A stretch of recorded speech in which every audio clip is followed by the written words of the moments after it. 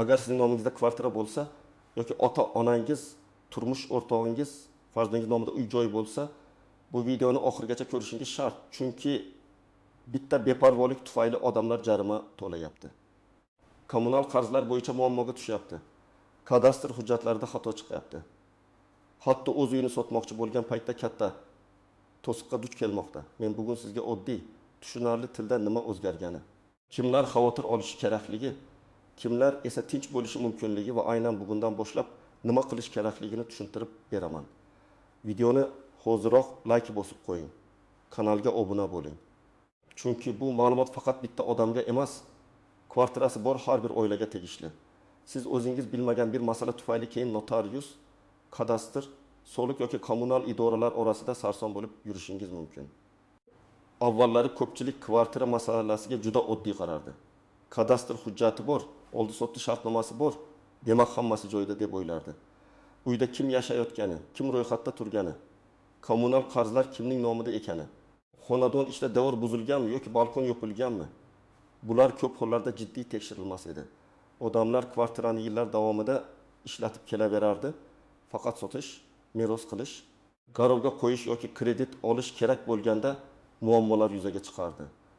Hozir esa vaziyat ancha boshqacha. Davlat idoralari o'rtasida elektron ma'lumot almashinuvi kuchaydi.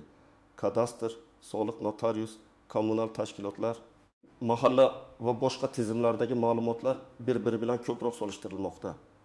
Bu nimani anglatadi? Bu shuni anglatadiki, sizning kvartirangizdagi hujjatdagi kichik xato ham ertaga katta to'siqqa aylanishi mumkin. Masalan, kadastrda maydon 6.2 kvadrat metr deb turibdi.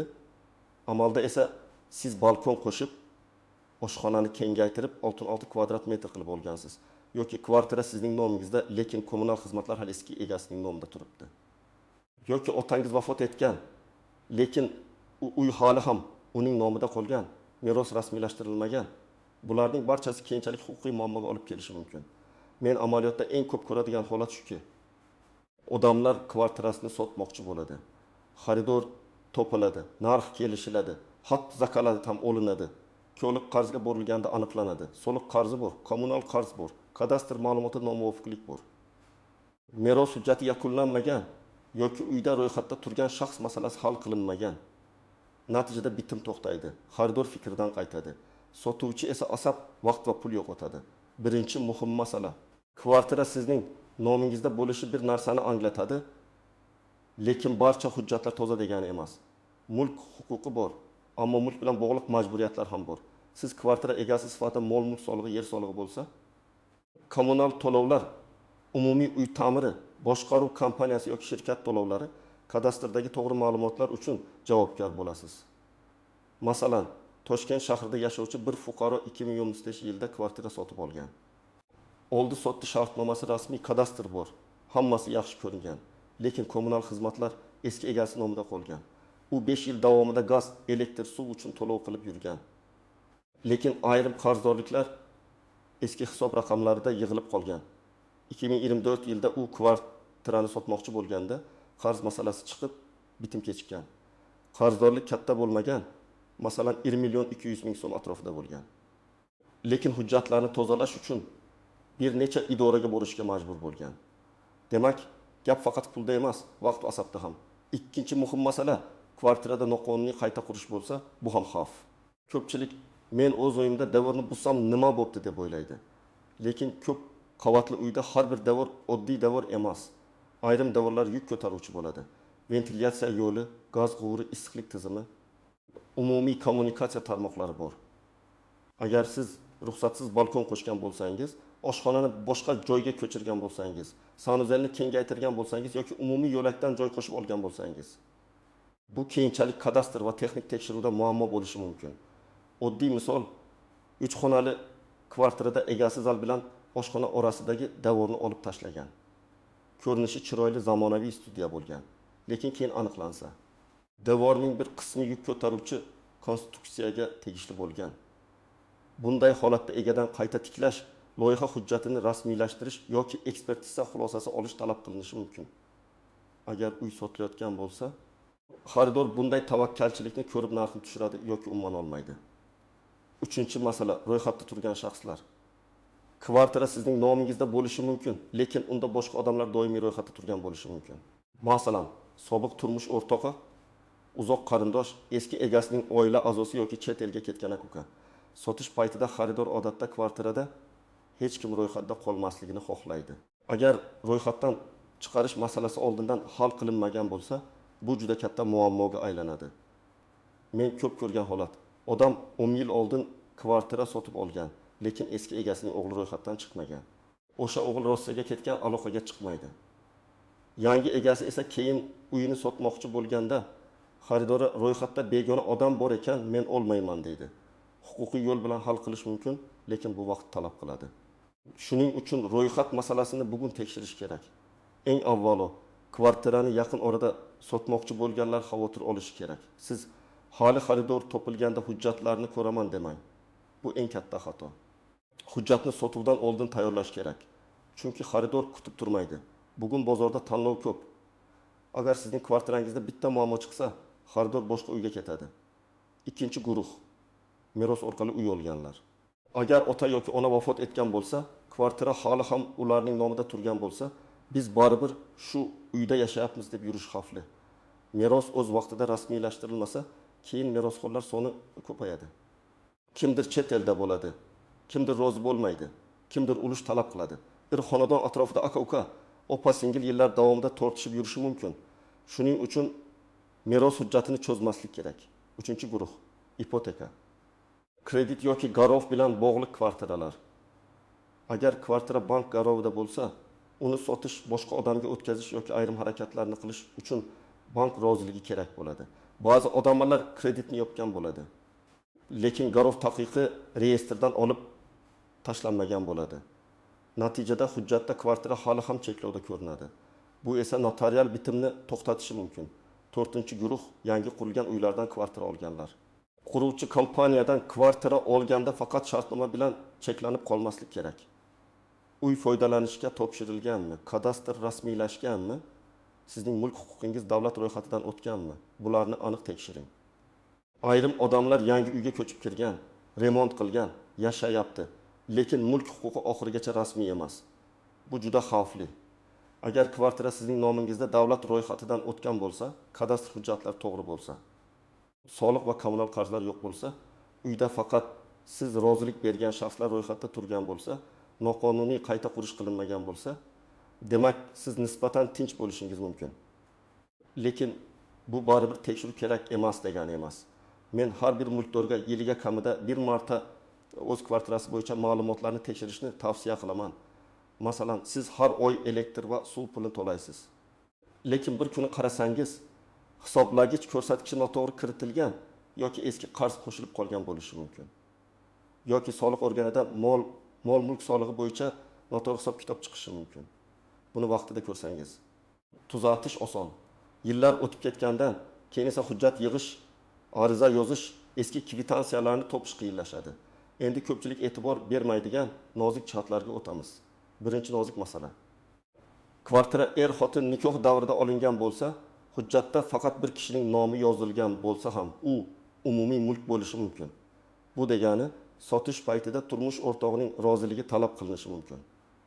Ba'zi odamlar uy mening nomimda xohlaganimni qilaman deb o'ylaydi. Lekin agar uy nikoh davrida umumiy mablag'ga olingan bo'lsa, ikkinchi tomonning huquqi bor. Masalan, er nomiga kvartira olingan. Lekin pulni er-xotin birga topgan. Keyin er uyni sotmoqchi bo'ladi. Notarius turmush o'rtog'ining roziligini so'raydi. Agar oila ichida nizo bo'lsa, bitim to'xtaydi. Shuning uchun oilaviy mulk masalasini oldindan aniq bilish kerak. Ikkinchi nozik masala. Voyaga yetmagan bolalar, agar kvartirada bolalarning ulushi bo'lsa yoki ular bilan bog'liq ro'yxat masalasi bo'lsa, qo'shimcha ruxsatlar talab qilinishi mumkin. Bu bolalarning huquqini himoya qilish uchun kerak. Ota-ona bu mening bolam, o'zim bilaman deya olmaydi.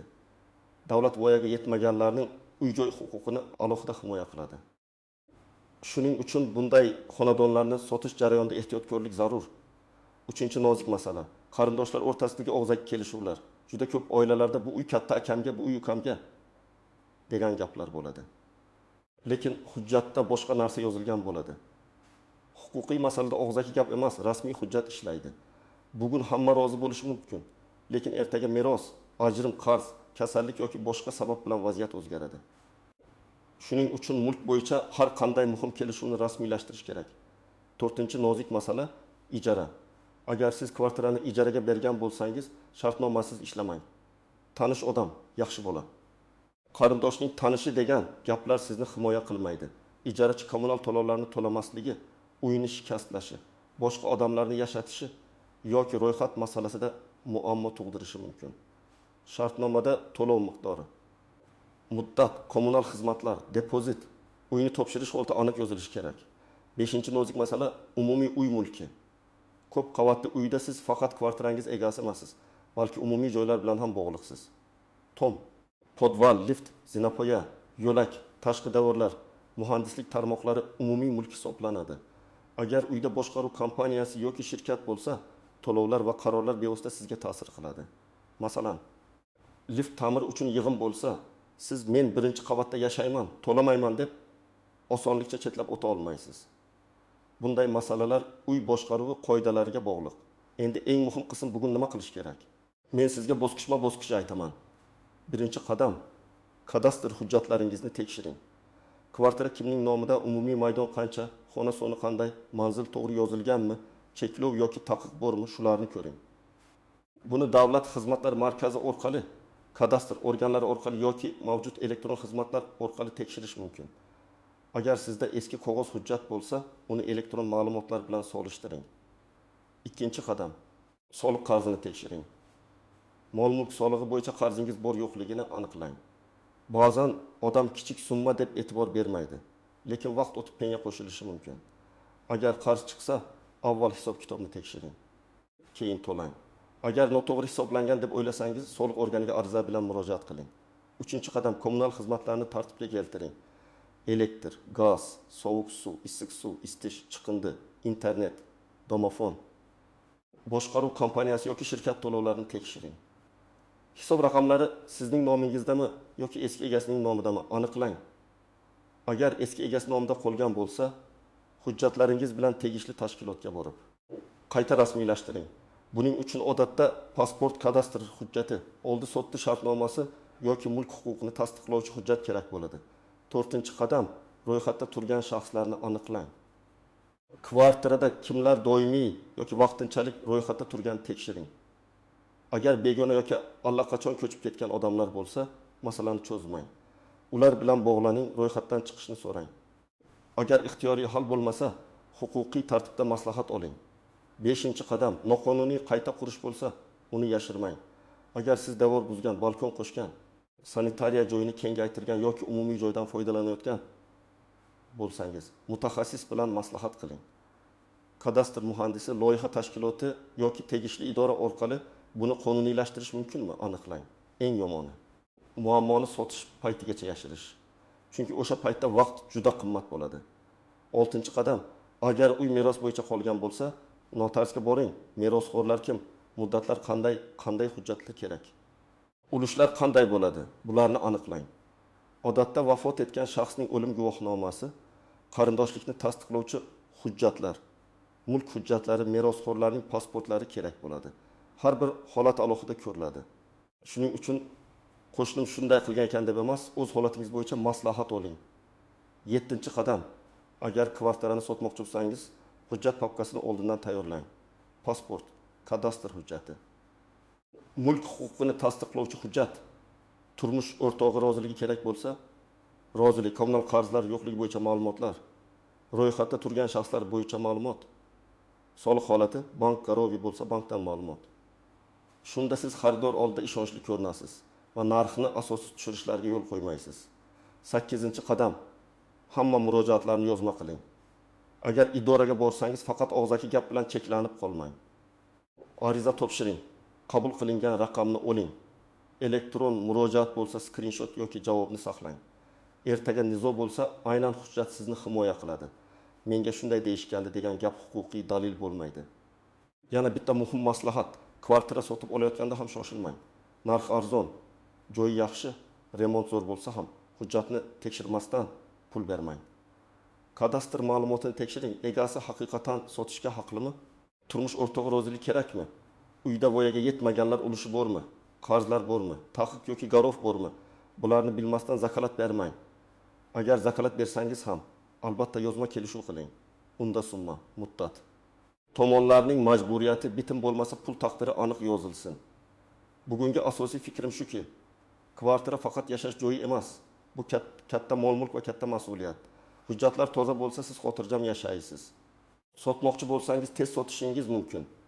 Meros masalasida oilangiz qiynalmaydi. Qarz va jarimalardan qochasiz.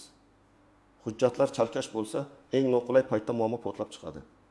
Shuning uchun bugunoq kadastrni tekshiring. Soliq va kommunal qarzlarni ko'ring. Ro'yxatda kimlar turganini aniqlang. Qayta qurish bo'lsa, qonuniy yo'lini qidiring. Meros yoki garov bo'lsa, cho'zmang. Men buni sizni qo'rqitish uchun emas, aksincha pulingizni, vaqtingizni va asabingizni saqlab qolish uchun aytyapman. Izohlarda yozing. Sizning kvartirangizda eng ko'p qaysi muammo uchragan? Kadastr, kommunal qarz, ro'yxat metrosi qayta qurishmi? Videoga like bosing. Kanalga obuna bo'ling va bu videoni kvartirasi bor yaqinlaringizga yuboring. Chunki bu ma'lumotni odam muammo chiqqandan keyin emas, aynan muammo chiqmasdan oldin bilishi kerak.